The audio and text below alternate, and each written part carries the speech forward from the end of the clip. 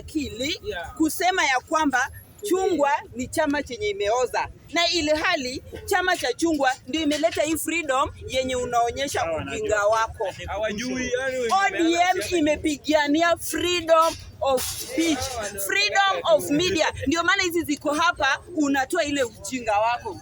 Baba alisema ugonjwa kubwa hapa Kenya ni na ujinga. Na sisi watu wa 2 term lazima tutoe hiyo ujinga kwa kueleza ukweli.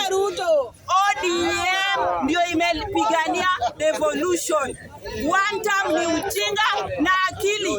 ODM imepigania devolution, imepigania freedom yenye tuko nayo saizi. And that's why tunasema ODM iko kwa broad base na ni 2 term. Yes. Whether you like it or you don't like it. Tunaongozwa na tunapigia 2 term kwa sababu ya maendeleo ambayo tunataka. 1 term hawana akili, hawana agenda, hawana plan. Na tunaongozwa na youth leader Oburu. Hawana pesa.